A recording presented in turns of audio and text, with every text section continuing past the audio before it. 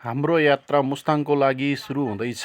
साथी विदुर आइसकेको छ र अब हामी हाम्रो यात्रालाई यहाँबाट निरन्तरता दिन्छौँ।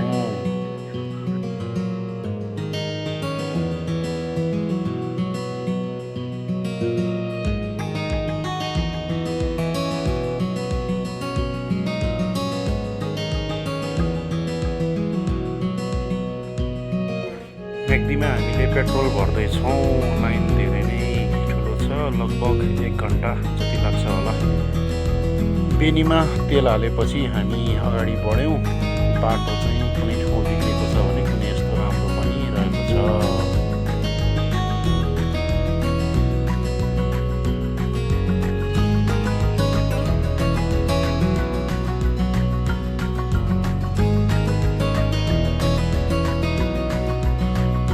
बाटोमा जाम धेरै नै परिरहेको थियो, किनभने यसपालि नै सबैभन्दा धेरै यात्रुहरू दर्शन गर्न आएको कुरा खुलेको छ।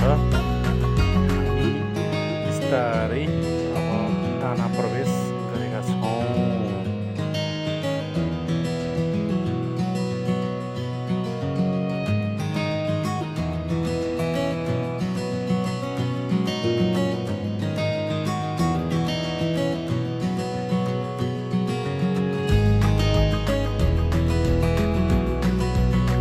अहिले हामी रूपसे झरनामा आइपुगेका छौँ। यहाँ धेरै नै मानिसहरूले फोटो खिच्ने, झरना हेर्ने क्रम रहेको छ। जाम पनि परेको हुनाले यहाँ धेरै नै गाडीहरूको लस्कर छ। कोही फोटो खिच्न व्यस्त छन्, कोही चाहिँ रूपसे झरना हेर्दै रमाउनमा व्यस्त छ। हामी केही समय यहाँ पुग्यौँ र अब केही समयपछि यहाँबाट हामी अगाडि लाग्छौँ।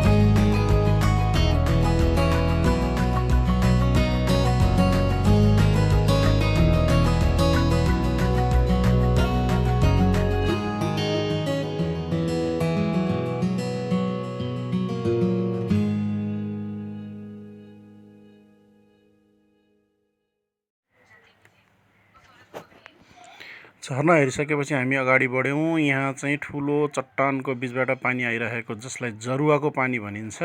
यहाँबाट त्यो चिसो पानी हामीले पियौँ र यसको अवलोकन गरी हामी अगाडि बढ्नतिर लागिरहेका छौँ। हेर्नुहोस्, कतिपय बाटोहरू यस्तो राम्रो बनिसकेको छ। अँध्यारो पनि पर्न लागिरहेको छ, गाडीहरू आफ्नो गन्तव्यमा दौडिरहेका छन्। यो स्थानमा पेट्रोल त पाइँदैन, तर डिजल भर्नको लागि सुविधा रहेछ। त्यो ठाउँबाट हामी अगाडि बढ्यौँ। त्यस पछाडि प्रहरी बिटमा गएर आफ्नो बाइकको नम्बर र आफ्नो नाम टिपाउनु पर्ने रहेछ। यहाँ गाडीवालाहरू र बाइकवालाहरूले आफ्नो गाडीको नम्बर र आफ्नो नाम टिपाएर अगाडि बढ्ने क्रम भइरहेको छ।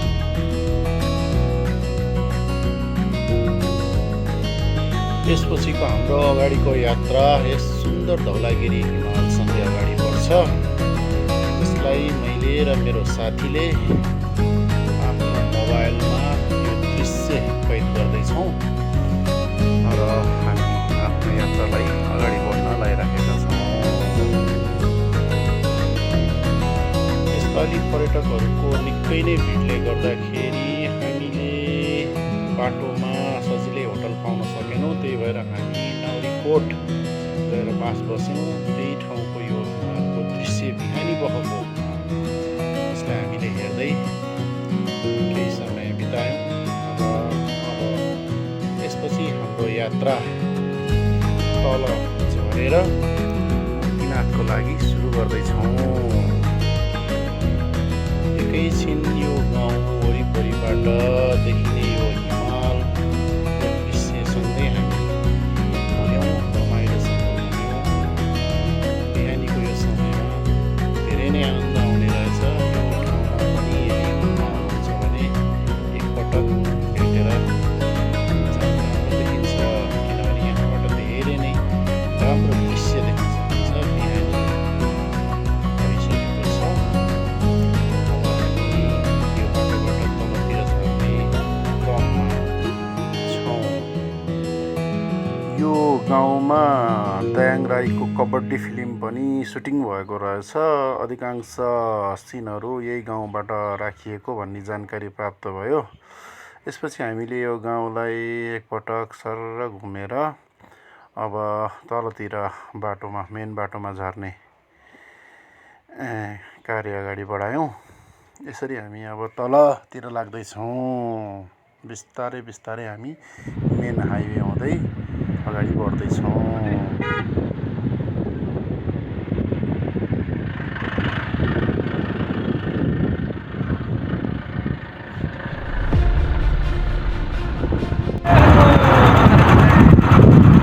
ल भर्खरै मेरो साथी पनि आउनुभयो।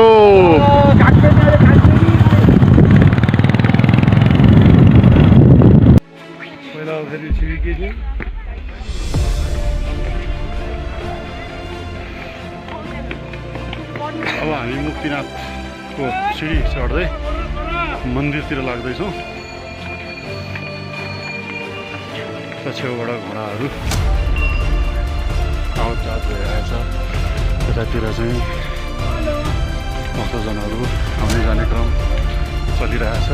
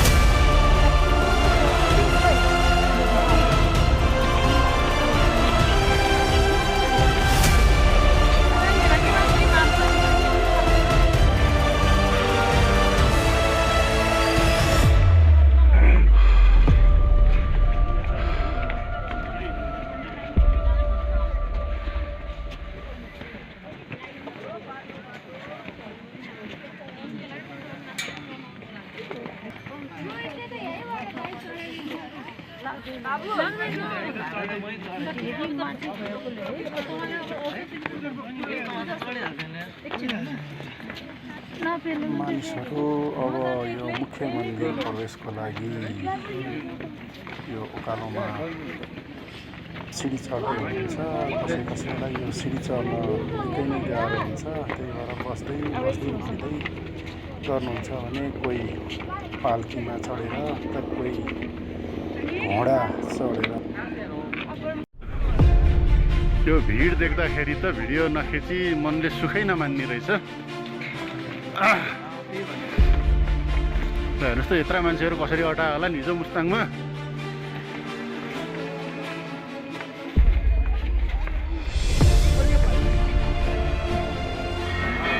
सायद यो भिड चाहिँ अहिलेसम्मकै सबैभन्दा ठुलो भिड हुनुपर्छ। यो यसपालिको मुक्तिनाथ यात्रामा भएको भिड।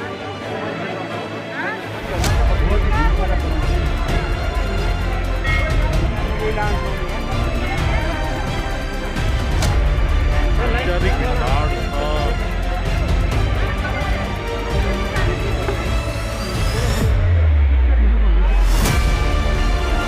पहिलो कुण्ड, त्यसपछि उताको दोस्रो कुण्ड, यो दोस्रो कुण्ड।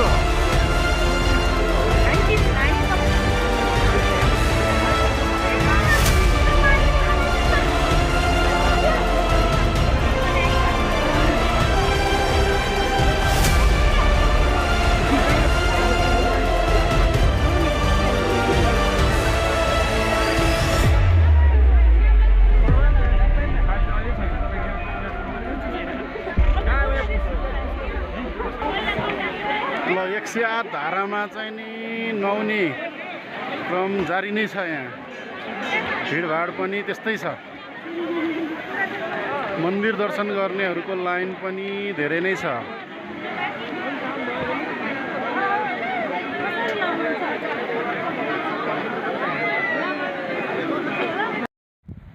अहिले माथिको गुम्बामा आइपुग्यौँ।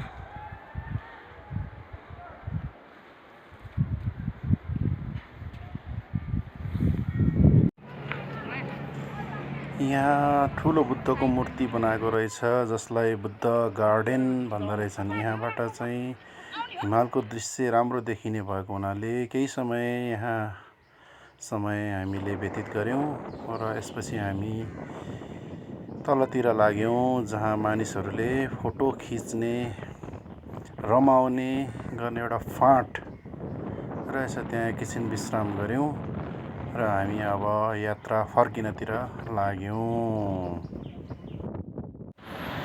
यो स्थानलाई अन्धगल्छी भनिन्छ, जहाँ कालीगण्डकी नदीले एकदम गहिरो गरेर बगेको छ।